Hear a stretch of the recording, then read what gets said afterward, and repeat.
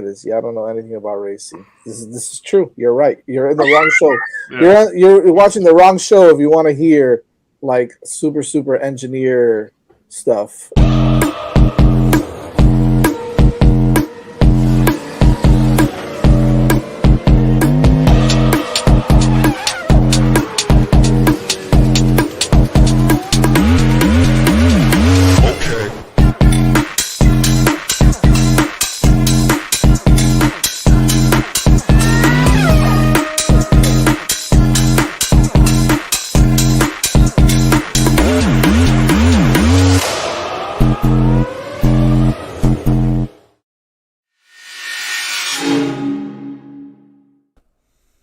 Hello, everyone. Welcome back to Hitting the Apex. Joined by my guy, Evan. Evan, how's it going? Good. Lots to talk about this week. We had a lot of news that happened, so Yeah, I woke I'm up to excited. some news of the day. We did a show last week and then woke up to some news. If you haven't checked it out, Evan did a short that is on our YouTube channel. Definitely check that out. But yeah, I was thought we'd have a chill couple of weeks with a week off, and no, Red Bull goes and fires Christian Horner. So we'll definitely talk about that, and then we'll preview one of I think certainly the driver's favorite track. I think maybe both of our favorite tracks as well. Spa is Definitely up definitely a there. fun one. So packed show today. But let's start with the news. I guess. Well, first of all, how did you find out that? Okay, so just for some context, like Yeah, I don't recall anything like this ever happening in the middle of the season like this. Usually, when the team principal gets fired, it's effective at the end of the year. Like we're gonna move on. And for the guy that is the most successful active team boss, and they've Toto. this year's not going up to their standard, but they've won the drivers' championship 4 years in a row. To Yeah. unceremoniously dump him in between races, I mean, I was shocked. How'd you find out, and then like, what was your reaction? So I was literally. I'm a night owl. Everybody knows this. We talk about how I have a nighttime job. I stay up just because my time frame that I usually work at my job is later on. Plus, I have responsibilities I take care of in the morning.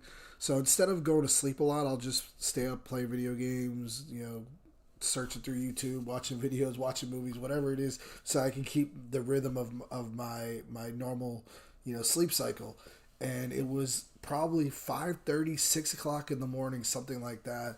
And I was literally playing the Formula One, F126, the Formula One racing game, and all of a sudden I get the notification on my phone that said Christian Horner out as team principal for Red Bulls effective immediately, which was the most shocking part about it because it was like for it to say effective immediately, that was like so direct and so to the point and like cut, dry, clean, see you later, goodbye. Like it was one of the most shocking news stories that popped out of nowhere. I mean, we'll talk about this, I'm sure, during this conversation. He had all of these allegations last year. He had all of these issues that he was dealing with that we all thought, hey, they're probably going to get rid of him because of this. He's going to lose his job. No, he skirted by that, got through that, then the whole Max Verstappen issue, then the whole, Yasser Verstappen, and then the whole power struggle between him and Helmut Marko. And then all of a sudden, just a random Wednesday morning after a race where, I guess we could say that Red Bull didn't look great at all. They just decided to get rid of him and they decided to make the move. So it came up on there. I started searching through Twitter or through X, I'm sorry. And that's where I got all of the information from. You saw the statements from Red Bull Racing and from Christian Horner himself, and then Sky Sports and all that other stuff came through. But it was really shocking just to be sitting there on the computer, playing a video game and just randomly just get it all of a sudden. And like you said, I think I texted you guys immediately about it at 6 o'clock in the morning. I felt bad about it, but it was like if I didn't say something to somebody, I was going to explode. And you sent me back the message, and I said, you know what, I'm going to make a short, something I hadn't done yet. And I think I did an okay job, but I guess time will tell how that turned out. So No, it was good. It was a good kind of summed up the news. We don't do a lot of breaking news, like you said, because I mean, we're just not equipped to like be on top of things like that. But you happen to be in the window in the zone when it came across, so it was fortuitous timing for you. Yeah, no, I'd already seen it when you. I mean, we have, I guess, completely different schedules, but I was waking up to get ready for work when I saw it come across my timeline. Then you messaged me a few minutes after the video. So like, yeah, like to your point, it was he survived so many things. Yeah. Like he won a power show with Adrian Newey. Adrian Newey had to leave. He had the whole sexual harassment thing. He somehow they essentially had to cover up report to protect him. After all of that, I spent the last week thinking we're gonna find out something really egregious happened that required them to say you have to go and you have to go right now. And so far, it has not. It's just been more like a sporting decision. It feels like, and it's odd for them to take that decision in the middle of the season. He didn't know it was coming. And as you talked about us before we went live, but he kind of asked, can you hold off the announcement so we can tell the team, inform them, and it was obvious because that there's video of him doing that. And it was obvious that like he did not see this coming. Sometimes some of these things they're rumored for months, and you're like, okay, eventually it happens. And like, well, everyone knew that. This was not one of those. This was, I think, even caught him off guard. And given all of the stuff he had overcome, it was shocking to see it end. Like his Red Bull tenure ending, like you said, on a random Tuesday night / Wednesday morning is crazy, considering how long he'd been there, how much he ebbs and flows. Right, he's the guy who kind of built the team into a championship team, had it fall off, built it back up again, to just be dumped on a midweek in between two races like that, in between Silverstone and Spa. It's crazy. I mean, it has been, there are most of our listeners, viewers, have never seen F1 without Christian Horner in charge of Red Bull, and that is Exactly. the adjustment. Just crazy how quickly it happened. I thought it was fake. Yeah, funny enough, I thought the same thing too when I first saw it, but that's why I had to dig into it and I had to go through all the stuff. And as soon as you saw Sky Sports put it up, ESPN put it up, all the big names and all of them start putting up, that's when it's like, oh, okay, no, this is real. This is really real. Obviously, we always talk about my sister's a big Red Bull fan, and she's always in the chat talking about, Max Verstappen is the best ever and all this stuff. So how did she receive this? Oh, she thought it was a fake news. She literally, as soon as I told her about it, she goes, "No, fake news, fake news." She pulled the whole Donald Trump saying, with that. So it was like, it was really crazy to like I said, just, or like we were saying, just randomly, it just came out of nowhere. That now there is starting to come out, little things about it. So there's now, speculation that it was a power struggle between the Austrian side of the team and the Indonesian side of the organization. So Red Bull, the company, is owned.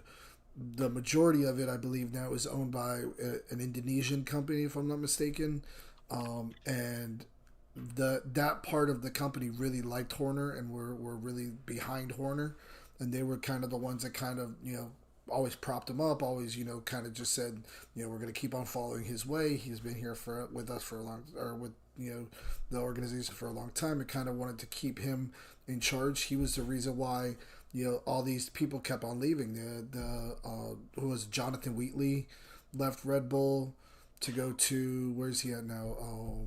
Is he at Alpine or is he or Sauber? Sauber, yeah, he's at Sauber, yeah. Yeah, Jonathan Wheatley at Sauber. You had the one guy that's at McLaren now. I can't remember his name. Yeah, he pushed out several guys though, and put his loyalists in, who, by the way, also got fired.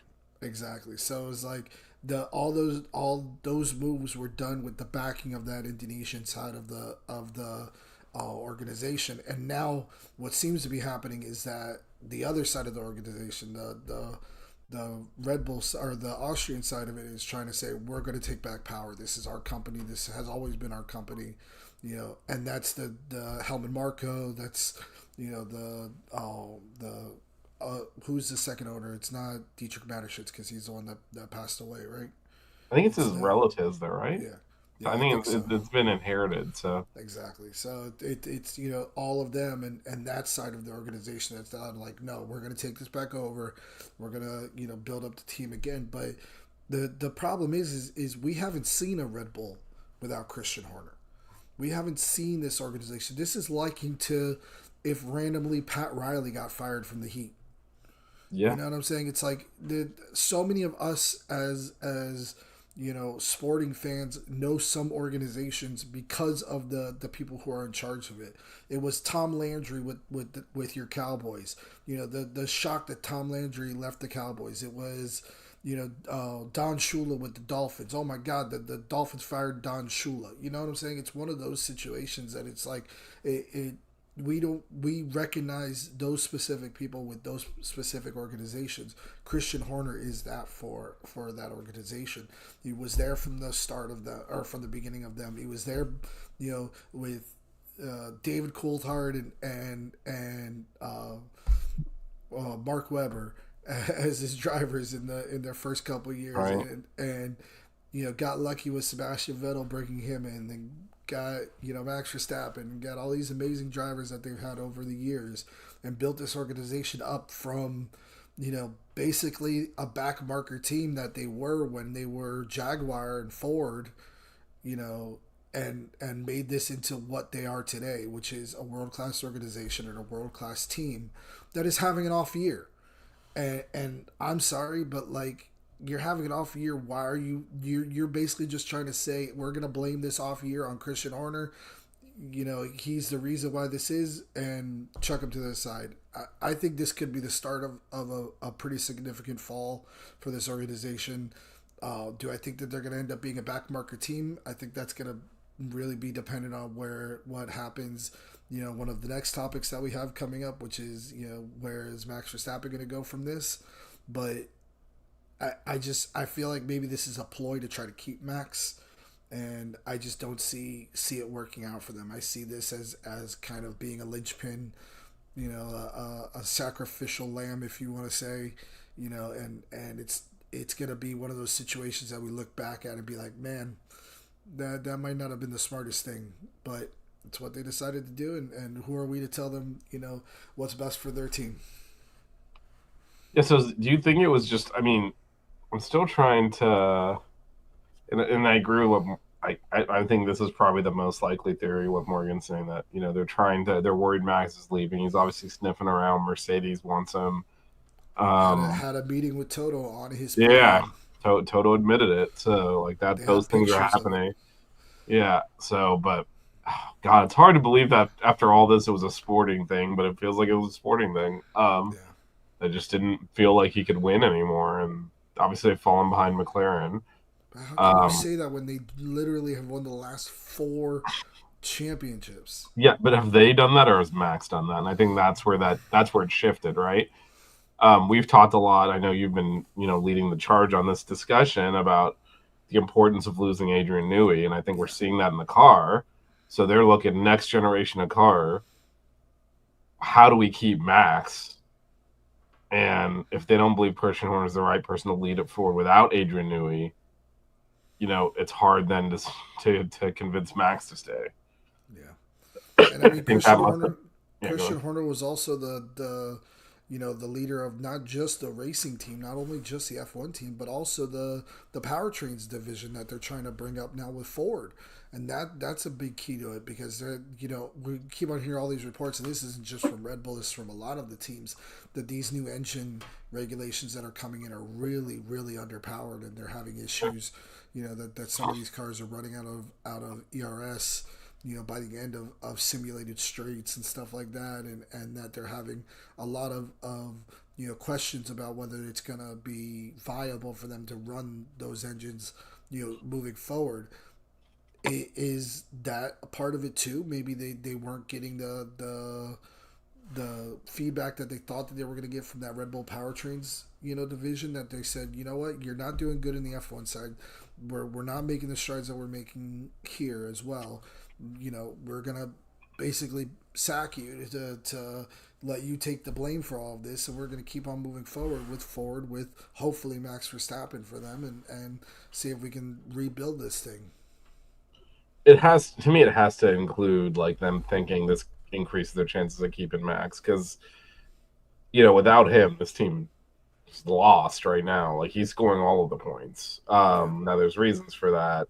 One of which is he's a unique driver and the car suits him, so it's hard to be the number two driver there. But still, like without him, they're lost out there, and I think they were staring at a future of, and they still might be, by the way, but they're staring at a future of him not being there, and then thinking we don't have Adrian Newey to design the car, we have powertrain issues, we don't have a top driver, yeah, we're screwed, and so they thought this was probably the best. They're in a bad situation. I thought this was probably the best outcome they could do, which was to get rid of Horner. Like you said, blame him. So he's scapegoat him because these teams have hundreds of people working for it. It's never one person, but yeah. blame him, and then also hopefully like present something to Max that makes him want to stay because like you said, Mercedes is intentionally not extending George Russell in an attempt to Yeah. woo Max. I mean, that's how serious they are about this. So there's all sorts of stuff going on that Red Bull, I guess felt they couldn't wait and they had to do something now. And it still might be too late. Like they could very possibly a month from now be looking at Max, announcing he's going to Mercedes, and Red Bull being seen out of real team principle without any drivers. And with I mean, the like you said, with a custom powertrain they're trying to develop from scratch, that is not going well. I still think he's going to Aston Martin. That's just my view of it. I think the meeting with Toto was one of those. Let me just meet with him because Well, so here, it's let me ask you a question on that. So, I agree. He's creating leverage anyway. Like, even if he yeah, wants to stay at Red Bull, he's going to take meetings and be like, you got to do maybe, right now, last week at this time, Christian Horner, even with Max's greatness, is the most powerful person in Red Bull. It's now Max Verstappen. oh He is the most 100%, powerful person in that. 100%. So even if he was not really interested in leaving, he's going to take meetings. But I feel like if he were to leave, he has so much leverage over wherever he's going. Like I don't think he would go straight to Aston Martin until that car shows it can perform. Yeah, So I think I wouldn't be surprised if he goes to Mercedes and has pretty reasonable out clauses for him to get out of that and go to Aston Martin if he wants to. And what's Mercedes going to do about that? Like if you want to woo Max, you basically have to give him exactly what he wants without. That's why Red Bull's in the predicament they're in right now. Like his contract's technically through 2028, but there's out clauses and yeah, all these ways for him to get out of it written throughout the contract. Because frankly, if they didn't do that, he would have just left. yeah, And there's a handful of drivers. There's him. There's Lewis Hamilton. They're probably the only two that basically can be like, this is what the contract's going to look like, and if you don't sign it, someone else will. And I think every other driver has to at least meet the team part of the way, but Vaz can basically write his own contract however he wants it written, and someone will sign it. So he'll have obviously all sorts of some options. Next year is such an empty. I think Morgan might be right here because next year is such a gray area. We don't know who's going to be strong, who's going to be weak, like who will have developed the car to the new standards. Correct? It might I don't think he wants to team hop, like go to one team for a year, another team for another year, and yeah, if he makes a bad decision. So it might be safer to stay at Red Bull one more year, see how the new spec shakes out, and then if he needs to jump again, he can always pick whatever team he wants, and they will fire their number one driver to bring him in. Like that's the reality of it. So yeah. Well, I mean, I kind of agree with you there, but I don't. Unlike what Morgan's saying, in the comments that he thinks he's going to stay with Red Bull for another year. My only question to that, or my only retort to that is Mercedes has already come out and said the company wide, or the company for Mercedes Benz has already said that they will approve the buyout of his contract. So he doesn't even need to use his clause. They're saying that they will front the bill. I think it's $150 million or something like that bill to have him bought out of his contract in order to bring him over. So I do think that there is serious intent to bring him in. You know, we could be staring at a George Russell Red Bull driver next year, and you know, have that be a midfield car, because you know it's not even going to be it with the other drivers that are there. That car is not even a you know, back marker. I mean, it's barely a back marker. You know, you see Yuki now in the lower quarter of the drivers that are on the field. You know, he's barely making out of Q1 some of these times. So it's going to be interesting to see how it all plays out. You know, but I I still see him going to Aston Martin. I've been the big proponent of that for over a year now. I think, you know, just because it's a lot of things that are very familiar to him, and Lawrence Stroll is just has just as much cachet, if not more, than Toto. And you know, Toto may be the big man on campus when it comes to Mercedes, but you know, when you see that Lawrence Stroll money coming through and that Aston Martin money coming through, it's a different level. And we know that Max has aspirations, you know, outside of just Formula One as well. You know, we see him testing with the Acura team for IMSA and stuff like that.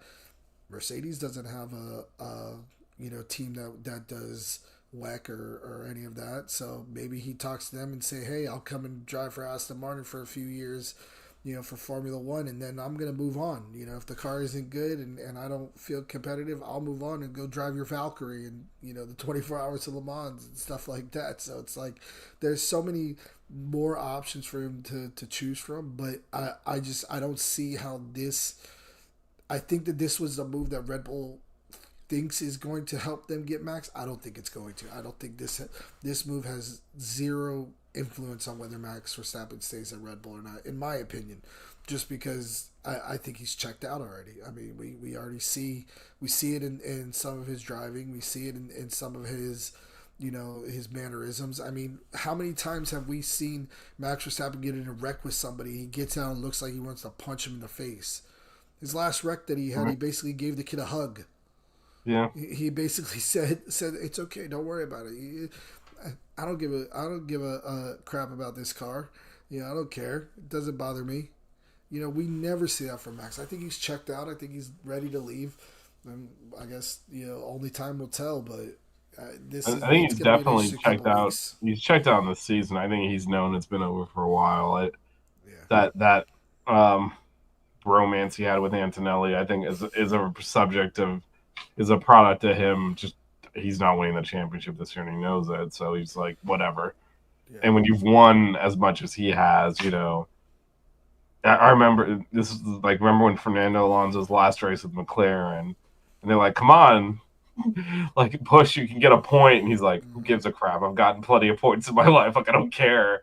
You know, yeah, for Max, that's winning, even winning races now. It's like whatever. I'm not going to win the championship, and so yeah, I think he was kind of. I think he's checked out in that sense. I don't know what he's thinking. I think people forget though, like these things go quickly. oh yeah, You know, the last young Red Bull driver that was winning the championship every year was Vettel, and he never did after those. He won 4 years in a row, never did again. yep. And you know, I think We all Max is a thought he was superior going to a driver. Yeah, Ferrari. We all thought yeah, he was going to a Ferrari. He yeah. went to Aston Martin. We thought that he was going to do something with them. It just Never never did again. happened. And so once you get on that merry-go-round, I mean, the same thing with Alonso, right? He's Yeah. bounced around to every team, some of them more than once, and you know, he's 20 years since he won a champion. That's once Since it winning a goes, it race. goes. Yeah, I mean, I think you know Hamilton was the one that was a little bit different in that he won with McLaren, had a drop off, and then came back. Most of the time, once they stop, uh, Yeah. you look, you could look through the history of Formula One champions. You see them win them in bunches, and then they just don't. Yeah. And so to your point, if Max feels like he's kind of, you know, if he's looking for a different challenge, essentially, and he feels like this thing's kind of in his past, yeah, maybe he will dip out. Yeah, I mean, he's already shown interest in it. He's got a great like advertisement spot or speaking thing that he did where he talks about how much he enjoys, you know, working with, drivers who are on simulators and stuff like that, who do like the big sim racing events to try to give them opportunities to actually race in real cars on real tracks and stuff like that, because it's become such a big money, to try to get into actual racing and actual cars, that a lot of these talented drivers are racing on the sims nowadays, and he sees that because he does a lot of that. So he does have interests outside of just going in and racing in Formula One and winning in Formula One, obviously, but it's going to be interesting to see, how these next few weeks, months, I think summer break is really going to be a big time of speculation and a time of people looking over their shoulder, trying to figure out, or keeping their ears open, trying to figure out exactly what's going to happen with Max Verstappen, almost a la the summer where the big three got together down here in Miami. One of those where it's like there's going to be news somewhere every single day about where Max Verstappen is, and who he's talking to, or who he's having lunch with, or all that stuff is going to be during that summer break is going to be a really big story in Formula One, in our circles that we follow, and on X and everything like that. So it's gonna be fun. I'm gonna enjoy it. I'm gonna definitely sit there with my sitting there listening out, trying to figure out exactly what's gonna happen. But it's interesting. It's something we haven't seen in a long time, especially in our sport. Yeah, and like we alluded to earlier, I mean, there's dominoes that will fall. If he moves to Mercedes, George Russell's gone. Yeah. And then where does he go? Because all of a sudden he's like by far the top driver on the market. That there's not really a space for him at Ferrari. Where's Red Bull see themselves at this point? Like, I mean, would they go for him? It's hard to say. Maybe Aston Martin then becomes a viable spot for him. But does Toto still manage him technically? I thought so. But I mean, they're committed to Antonelli and not committed to George Russell. And George Russell is publicly, he's publicly, expressed frustration over the fact that his contract has not been, signed past this year. Yeah. And it's because they're trying to get Max. I mean, then again, this is Toto's admitted. Like you said, there's pictures. They're not hiding that. Yeah. And so, yeah, and maybe Cadillac's an option too, as Morgan's saying, for Russell. Like, he'll be by far, someone else might get fired to make room for him, just flatly. Like, that might be the reason why they haven't announced Bottas or Sergio Perez to Cadillac, because that's been the speculation going on now, is that Bottas could be coming back in a Cadillac. See, he even had that awesome video where he walked up to an Escalade and goes, "Oh, that's a nice Cadillac seat."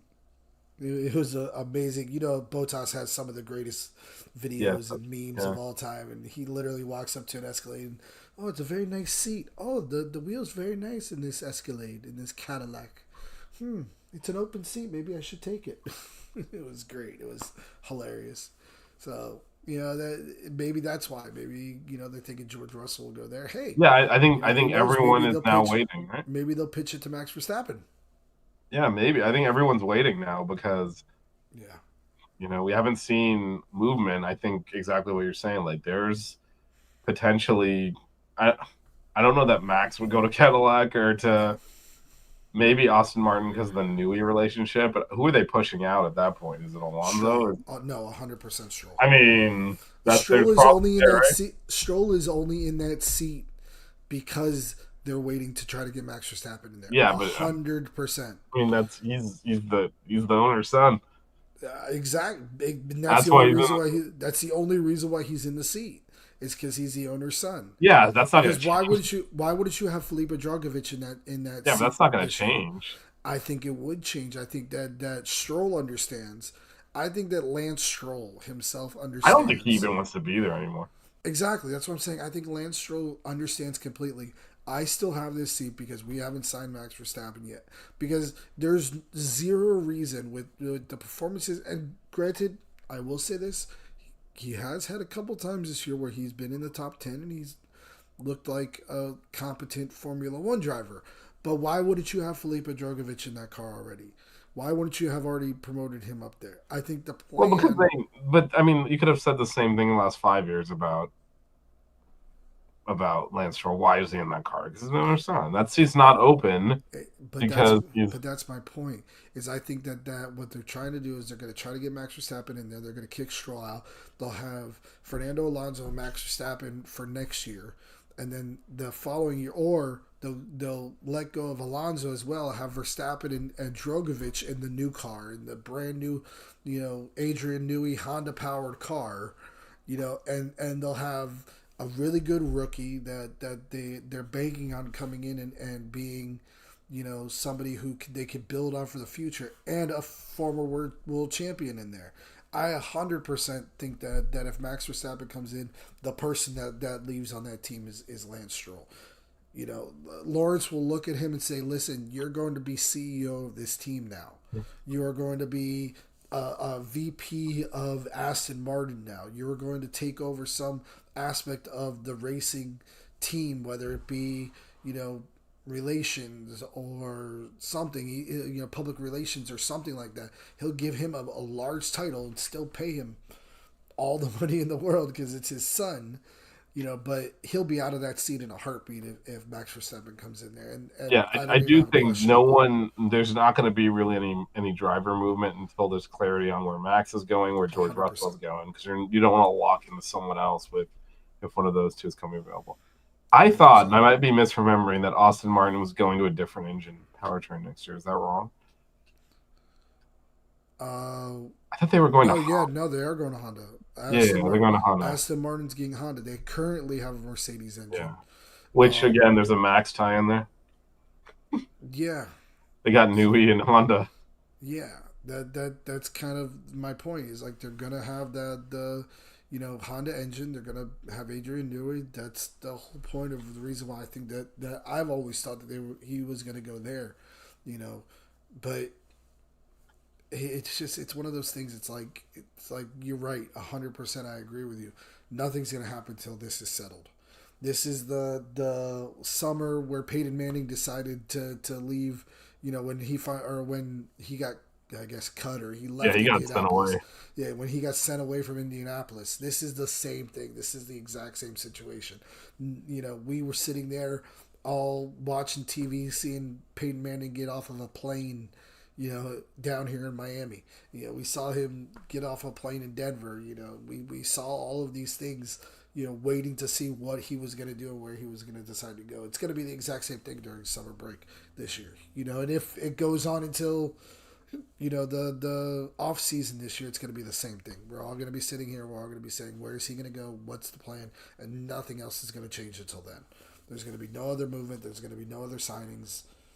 I would be surprised to see any other signings before Max Verstappen makes his decision up with this. Yeah, no, agree. And again, even after that, with George Russell potentially still shaking free, that's also people are going to wait because you have two of the top 5 drivers on the grid sitting there, Yeah.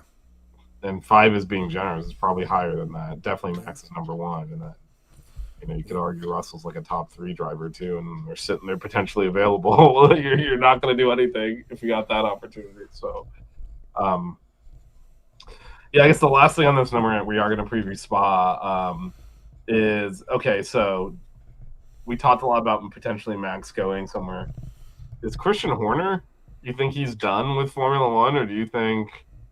I mean, there were all these rumors before that Ferrari might be making a move, and now Christian Horner is available. It's going to be interesting to see. There is that rumor out there that he's going to go to Ferrari, or Ferrari's looking into to bringing him in. Right. I think that might be an interesting There, situation. there were Fred Reserve was on the hot seat Yeah, rumors well before any of this Christian Horner stuff happened. So yeah. They haven't had the best track record this past year, and the problem is I have faith in Fred Vasseur.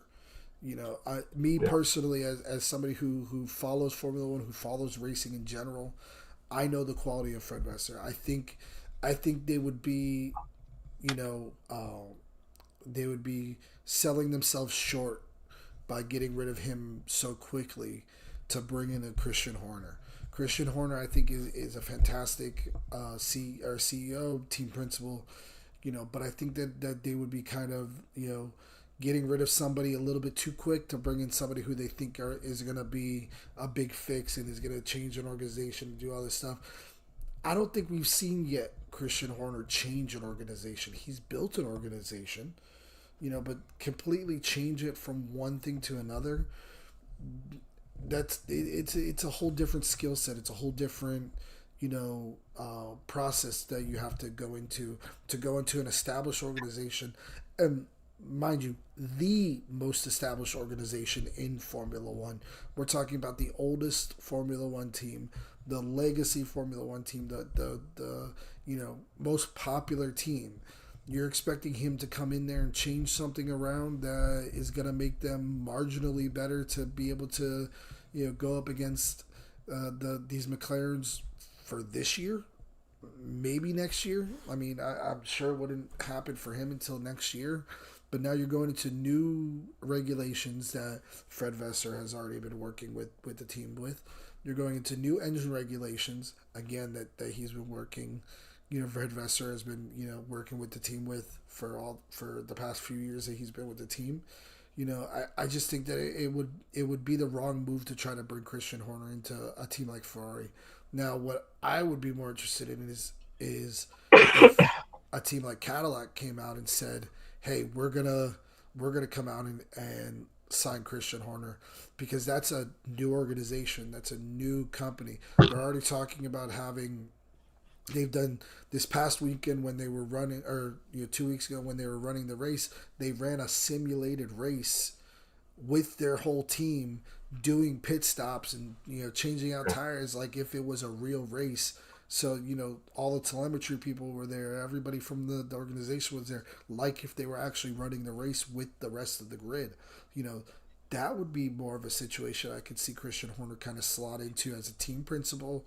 Maybe not be bigger in the organization like he was with Red Bull, but just as a team principal and get that team off the ground. I think that would be an interesting situation for him to come in there and try to build that team up from the ground, and kind of do what he did with Red Bull and make them an organization that can compete with at least the midfield for now, maybe something more later. Because remember, he owned his own team in Formula 2. That's how he got this position. He was a driver that looked at who was it? It was who was the driver for Williams back in the day that came from Indy? The Juan Pablo Montoya. He saw Juan Pablo Montoya take a turn in Imola when he was a driver. Christian Horner did, and said, "I can't do that. I'm going to go own cars now."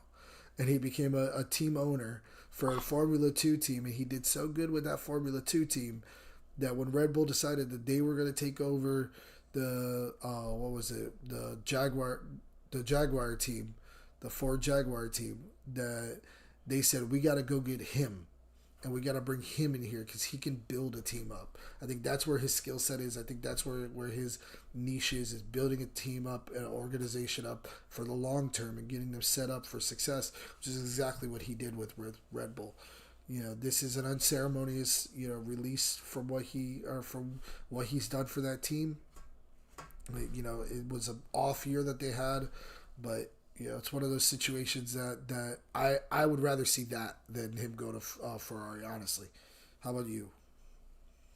Yeah, I mean, I don't know what he's thinking. I don't know if he has it in him to start over. Like, I mean, that's a lot of. I mean, he was a kid when he did that the first time. It's a lot to take that on at this point. And I think one truism in Formula One, doesn't matter who it is or when it is, when Ferrari calls, they go there. Yeah.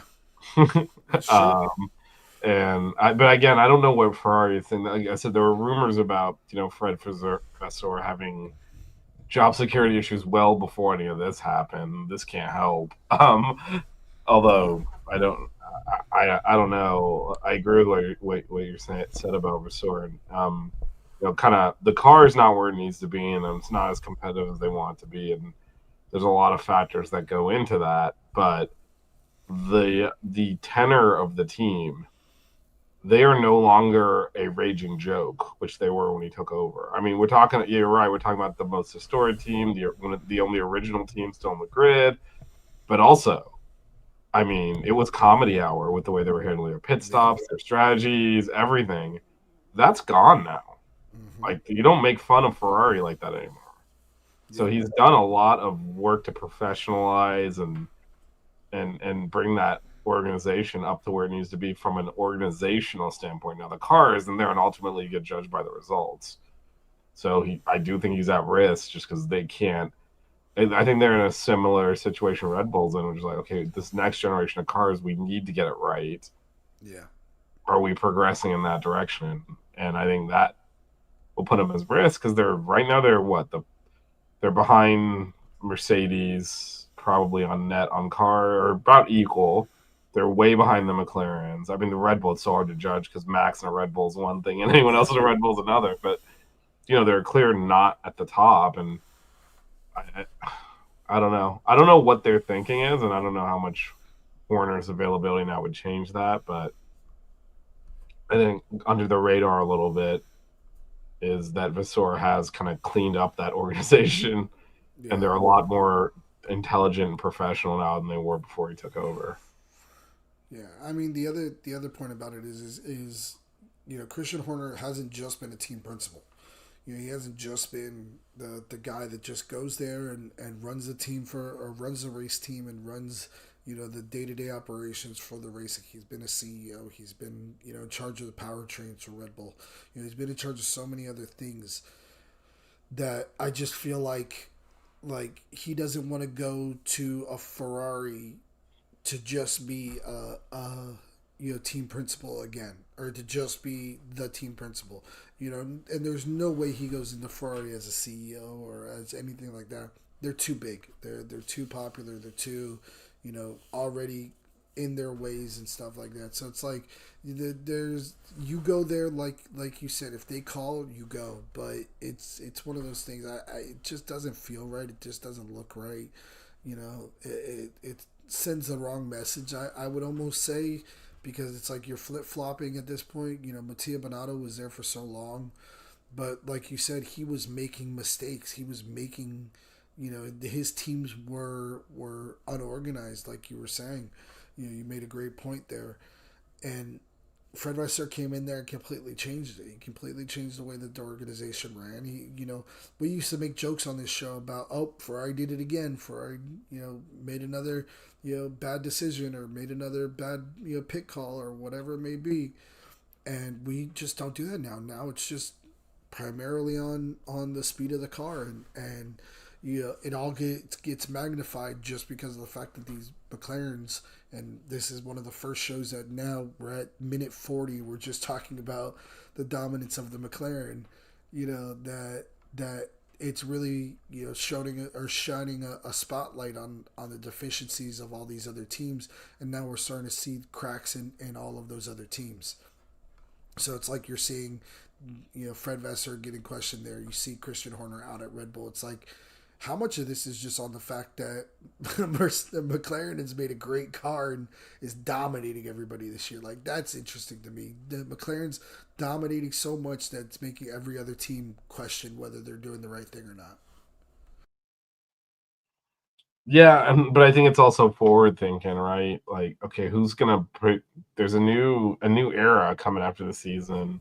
I think everyone's kind of resigned themselves to the fact that McLaren's winning the constructors and one of their two drivers is going to win the drivers championship this year. Like, that's happening. And they're forward looking and saying, are we set up for success in this new era that's coming in a year? And I think some of them are questioning where they are. And I think that's where you're going to see churn, right? For sure. And then, Horner goes to Ferrari. What does that mean for their driver pairing at that point? Oh, that'd be interesting. Yeah, him and Lewis together, that'd be. I don't know if that would work. So Mr. Hamilton might be on his way somewhere else then, going a merry-go-round there. Back to Mercedes. Back to Mercedes. Be Max's teammate at Mercedes now. Oh, Antonelli can go the Italian team. It's all lining up. Look, we're making up stuff, and it's all working. That'd be interesting. Can swap with Antonelli and get the Italian in the Ferrari, and then put Lewis back with Mercedes with Max as his teammate. And you know that they would market that as they're in the same car now. There's no excuses. I mean, that would last exactly one race before they kill each other, so that's not gonna happen. But... That'd be awesome. All right, well, I'll tell you what else is awesome, man. This upcoming race. It's our Yes. it's an amazing track, one of our favorites on the calendar, and it is of course Spa-Francorchamps in Belgium. Evan, thoughts on the track? As I forgot the new buttons for sharing this thing. Yeah, I mean Spa-Francorchamps, classic track, one of the tracks that we all, like you said, love and enjoy watching. Great racing always. It's a 7.004 kilometer track, so it's one of the longest tracks in Formula One right now. It's one of those places that you just see a mix of everything. There's some really good high speed spots in there. There's some really good low speed spots in there. That front straight right there between, what is it? Right after a Rouge and Radion, that long straight's one of the fastest spots in all of Formula One. Going into the next set of chicanes and turns, it's just one of those places that we all love watching. We all love seeing great racing at. The only question I have is whether the weather's going to be bad or not. Because when it gets bad there, it gets bad. I mean, we saw a race a couple years ago get canceled, at Spa because of the rain, and these guys, like we saw, a couple weeks ago at Silverstone, they still race in the rain, and they still will gladly go out there and drive 180 miles per hour on intermediate tires in the rain. But it was so bad a few years ago that they had to cancel this race. So it's one of those situations that it's a fun track. It's a track that we all know and love. It's a track that we all have seen many, many amazing fights at, amazing, battles between drivers. Michael Schumacher back in the day comes to mind. Even qualifying at this track is fun to watch. Any of those things, everything that happens here is just, it's an enjoyable weekend. It is one of those situations that it's an event for everybody. There was great racing there this past weekend for the 24 hours of Spa. That was something that's something that's happening in I think it's this weekend that's coming up is actually the 24 hours of Spa. So we'll have that before the Formula One race, which is going to set it up really great. It'll set in those tire, or the racing lines fantastic for when the Formula One cars come out there. It's a track you're going to see people up in the stands. You're going to see people up on a hill watching the race from. That view of Arus and Radion, of cars basically going up a 5-story or 6-story buildings worth of elevation is incredible. Going back to a conversation we had a couple weeks ago watching the Formula One movie, you see these guys run up in the movie.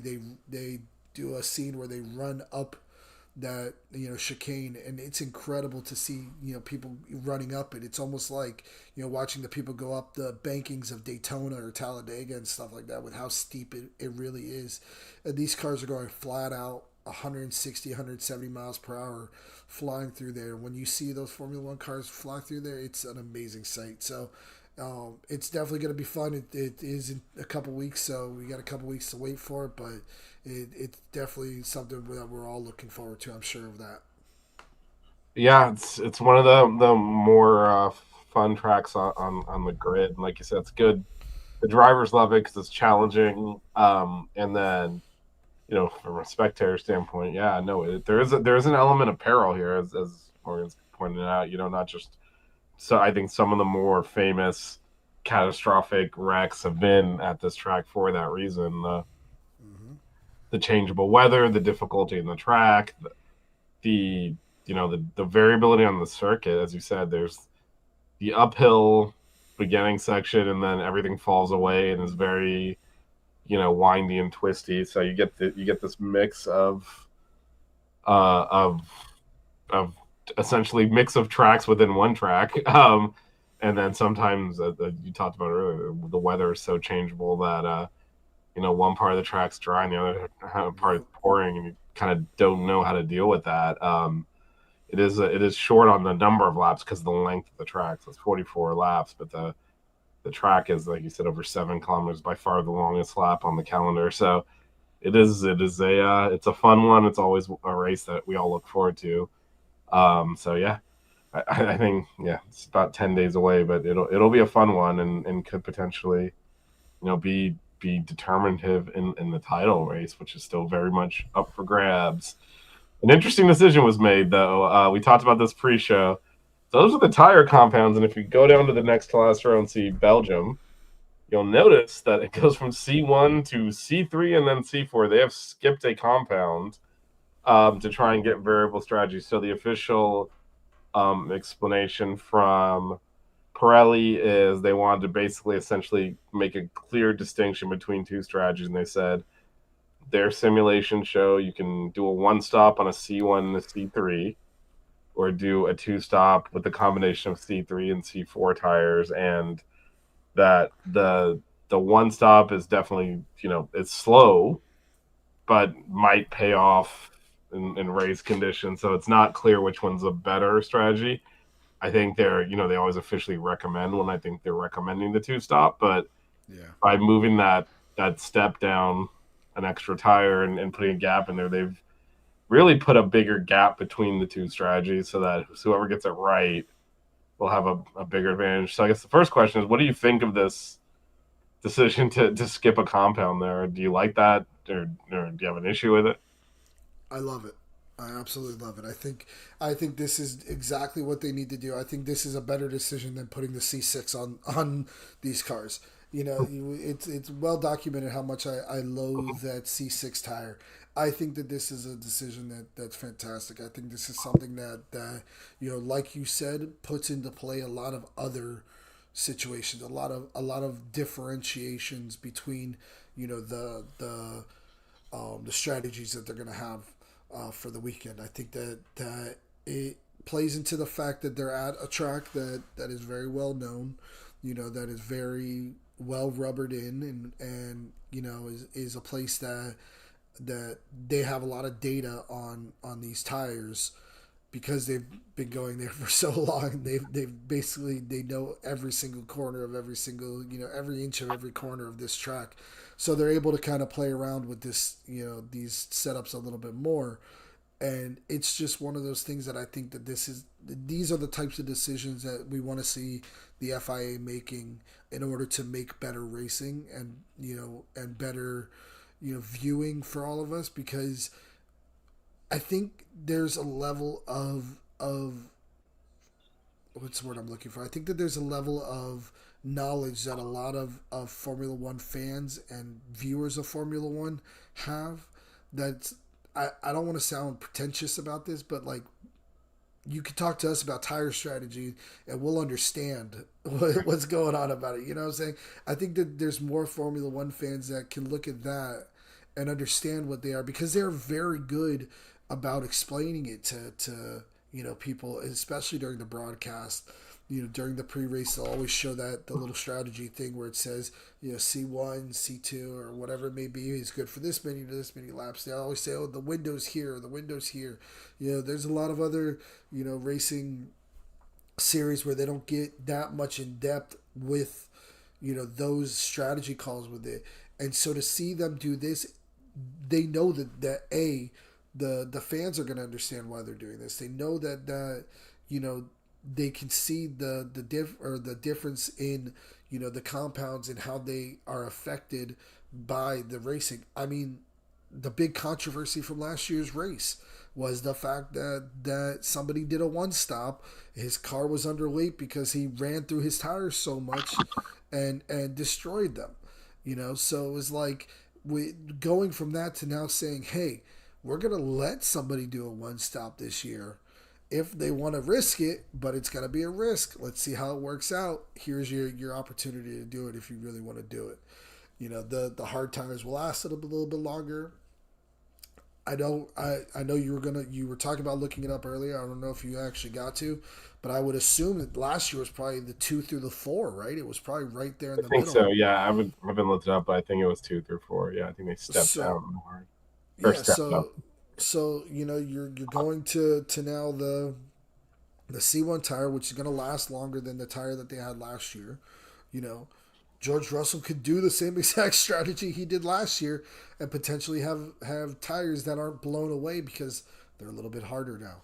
They're going to last a little bit longer now. And it would be something that he could take advantage of because now he has that knowledge that he can do it on a softer tire. I can do it now on a harder tire. I love it. I think like I said, I think this is the way that you encourage these types of things. This is the way that you encourage these types of strategy calls is by making decisions like this in the front end to allow the teams to make their decisions in the back end.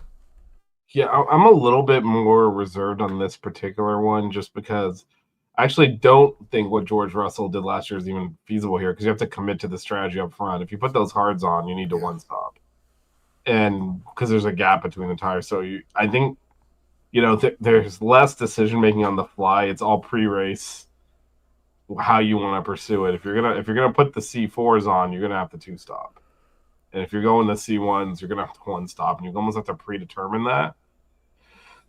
Last year, Russell stayed out on hards.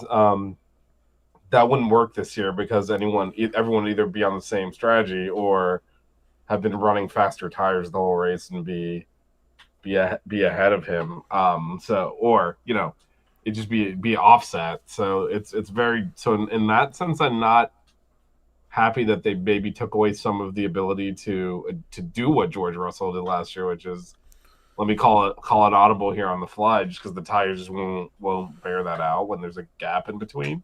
yeah. On the other hand, to your point, it puts more options at the team's hands, gives them more decision points. That yeah, it'll be interesting to see how they approach that because this is a new challenge for them, right?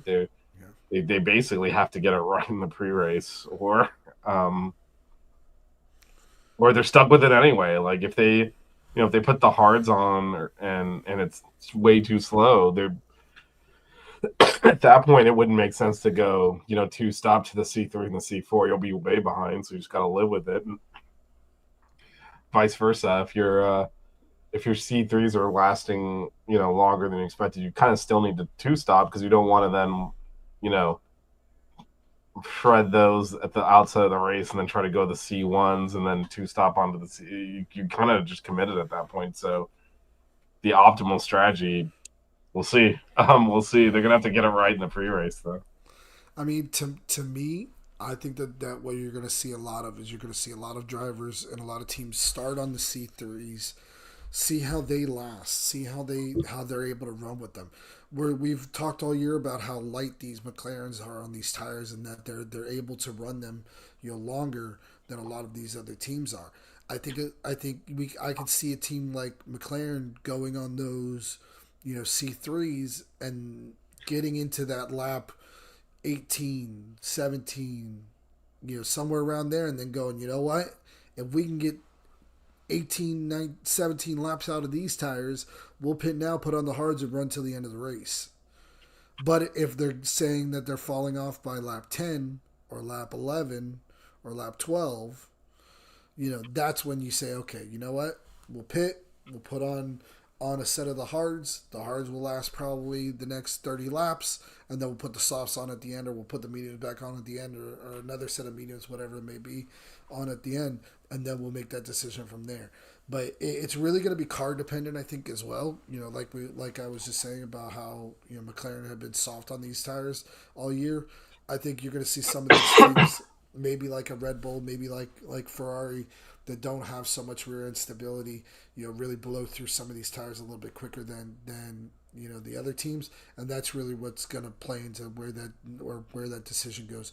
But you can start on that C3 on that medium at the beginning of the race and still have the ability to make the decision on whether you're going to that 2 or 1 stop. Yeah, I guess the one thing I hadn't brought up yet, which I think is going to factor, is this is a sprint weekend, so they'll get data out of the sprint race and kind of, I think at that point, know whether it's a good idea to run. Yeah. what strategies to go. Like how do those tires hold up in the sprint race?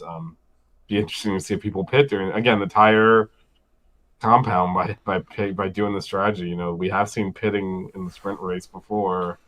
I don't know that we'll see that here, but we'll see if like those I'm assuming they'll try to run the C3 in the sprint race. If those things are like dead by the end of the sprint race, I think it's a pretty good indicator that they're not going to be able to one stop it. Well, that's actually interesting.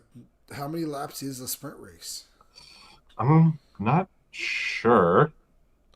I mean, it's what, like a third of the race So I of think the it's supposed sprint to be a race. third of the race, so it should be about like 15 laps, I think. So that's where the data point would be. It would be I would almost say put on the hards for the sprint race, run them, see how far you wear them down, and then you can make a judgment call off of that. Because if you put on the mediums and you blow through them in 10, 11 laps, you're gonna blow through them, and potentially lose the race. Or if you're up there in the front, if you're a Ferrari and you're leading on the mediums, you're going to blow through those tires, and then everybody's going to be able to catch up to you within those last few laps, and you lost yourself a race and didn't. The data you just got isn't going to mean anything. So I think you put on the hards for the sprint, run them as hard as you can, see how long that they're going to last. So C1s, and then from there you'll be able to make a better judgment call for the next day. Yeah, I think that's part of it. What you still won't know is like how they hold up pace wise. Yeah. And I'm trying to remember how the tire allocation works and whether or not they'll be able to run the hards and the because there's a whole thing where they give them a certain number of each compound. That's why a lot of times they don't run the hards even in practice because like we only have one or two of these. We can't use them up. I think they get extra tires in the sprint race, so that might not be an Yeah. issue. But I know that they have them run each one of the sets of compounds during qualifying, right, you're right. so So they they would have. can So yeah, so they would choose. have some that it would be available. Yep. Yeah. Yeah, should be interesting. You mentioned the weather earlier. So it's not. Obviously, we're still a bit away from the race, but it's so far. I mean, as far as Spa is concerned, this is not bad. It's beautiful. So it looks like we might have a decent weather on the race. And then in terms of the timings, as I mentioned, it is a sprint weekend, so practice will be Friday the 25th, 6:30 to 7:30. Sprint qualifying 10:30 to 11:14. It's that weird 44-minute session for Yeah. sprint qualifying. The sprint race 6 to 7 a.m. on Saturday. Qualifying Saturday 10 to 11 a.m. and then the race Sunday at 9 a.m. So Beautiful Evan, timings. yep. So Evan, what are you looking forward to in this race? What are your key things you're watching? I want to see how Red Bull does. Honestly, like I want to see how they perform, just as an organization. How it's going to be so much distractions. It's going to be so many people asking questions. There's going to be microphone in every single person's face. During the entire weekend, from the drivers to the mechanics to the strategists to everybody's gonna try to get somebody that has a Red Bull. If you walk in the paddock with a Red Bull shirt on, somebody might try to put a microphone in your face thinking that you work for the organization. Just because I think there's going to be so many people that are just trying to figure out exactly why it is that they got rid of Christian Horner, and I want to see how the team reacts to that, how the team comes out and performs. Is it going to be, Max Verstappen comes out and dominates, which he is known to do at Spa. He's pretty good around this track, as we've seen in the past.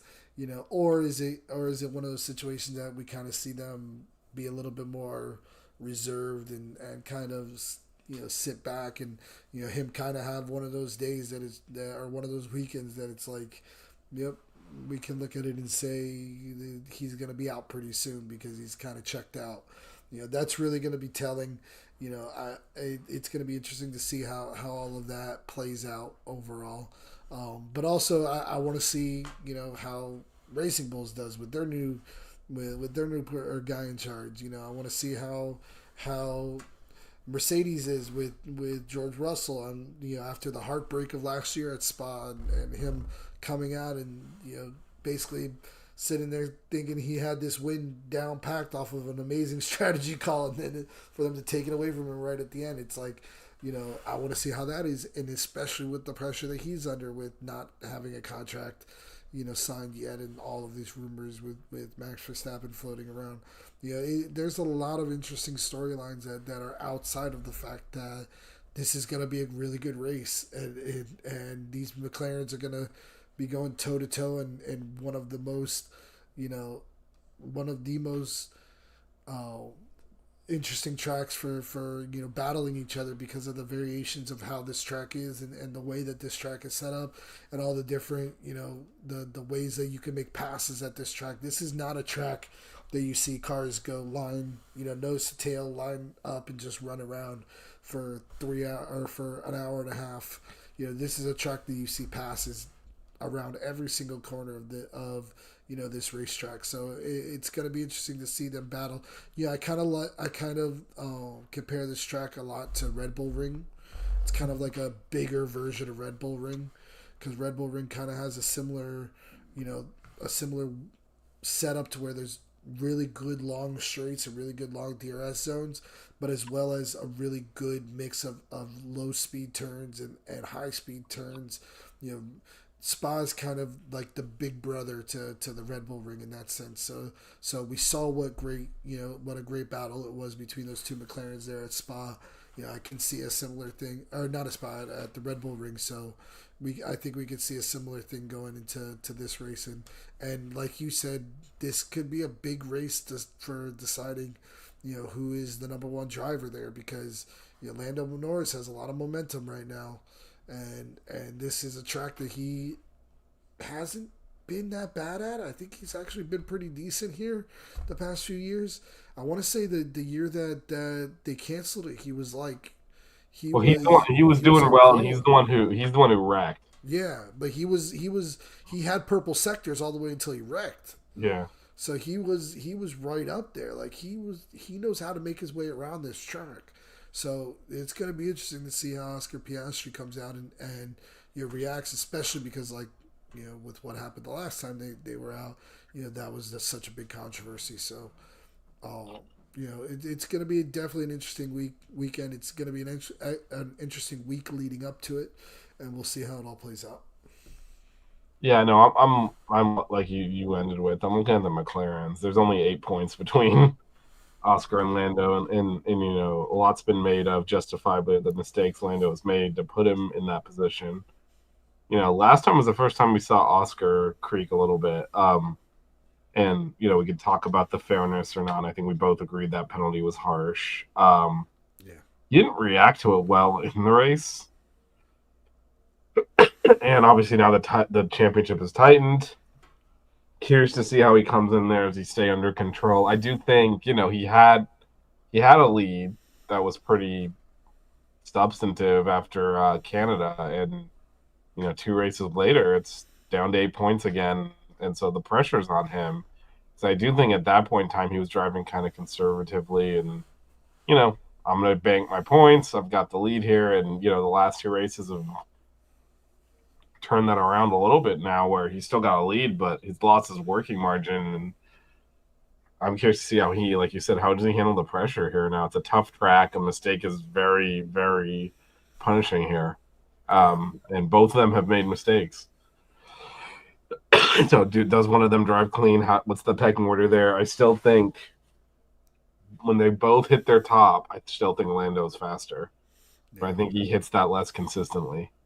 And so that'll be interesting. I mean, I think there's going to be all sorts of the sprint races in play too, right? Those points matter when you're talking about an 8-point differential in the championship.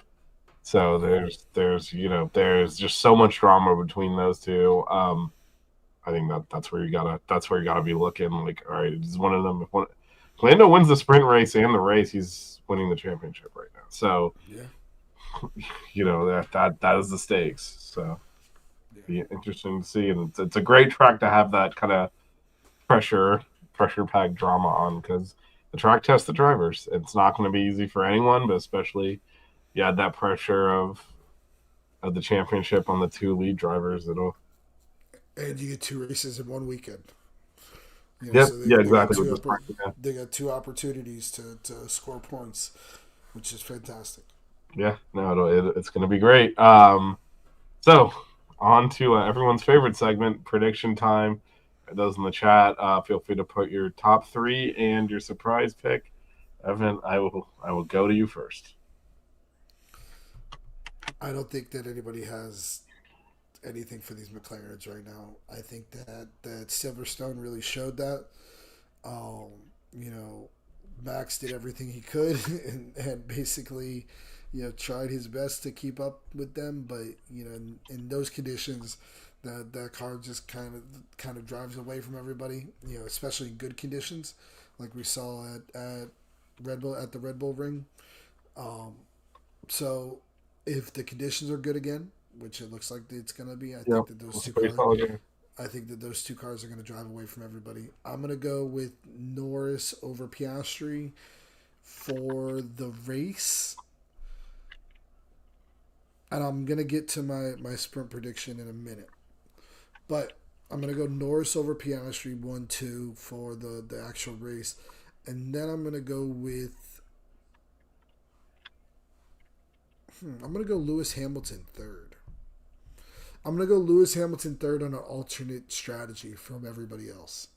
Interesting. I think you're going to see somebody like Lewis try to pull the one stop, while the two McLarens both do the two stops, and they're going to pass Lewis one and then two, and then Lewis will be in third, because I think that he'll be ahead of Leclerc, because Leclerc's just been kind of off lately. It's been interesting. He's just been kind of off. I think he used up all of his mojo winning Monaco and Monza last year. So, he's had just an interesting year. But like I said, I think that it's going to be something like that, where Hamilton is going to go on an alternate strategy from everybody else, and he's just not going to have quite enough towards the end to get it to stay ahead of the charging McLarens. My surprise pick, I'm gonna go with Yuki Tsunoda top 10. That is a surprise. I can't believe we got to the stage where I'm gonna go Red Bull in Yuki the top Tsunoda. 10 is a surprise, but I'm it gonna go is. Yuki Tsunoda top 10. Yeah, that qualifies for sure. Now I'm just gonna say my winner for the sprint race. Yep. I'm gonna go Max Verstappen wins the sprint race. So no one will believe this, because I wrote this down before you made your picks. My top three: Lando, Oscar, Lewis. Race, Max Verstappen wins. I know. Yes. That's awesome. I was like, as you're firing these off, I'm like, you got to be kidding me, man! Every single one. The surprise I have different. So I have my surprise is Red Bull related too, but I have Max DNFing in the main race. Okay. But I have him winning the sprint race just like you, and I have the same. I have Lando, then Oscar, then Lewis as the top three for the main event. That is awesome. I was like, you just when you said Max on the sprint race, I was like, no one's gonna believe I did this beforehand. But that is hilarious. Yeah, we have identical everything except for the surprise pick, and we both have Red Bull related surprise picks too. Yeah, I just think that Max Verstappen's gonna come out during that sprint race and he's gonna just be pissed off. Yeah, and I think the reason I picked him is I agree with that, and I also think he's not going to care, and I think the McLarens will be cautious. Yeah, and so he'll send it, and they'll kind of, all right, we're not fighting for 1 point here and wrecking, and we've seen that in the sprint race. Some of the, we've seen some of those surprise results where, the leaders kind of back out of it and say 6 points versus 5 points. It doesn't really matter, but DNF potentially impacting the actual race is catastrophic. So you see them be a little bit more conserved under control, and you see some of the drivers that are kind of just below that, because they still have to be fast enough to compete at the top, win those races because they're more aggressive and they're willing to take that risk. And so that's why you've seen that happen over time. So that was my thinking as well. So yeah, great minds think alike. Yeah, just almost the exact same thing. I don't think that's ever happened before, but we've landed on the same top three and the same sprint winner as well. Well, I'm just more surprised that you didn't pick something with George Russell in there. I thought about it. I knew you were thinking something about George Russell with this race. We got a new listener.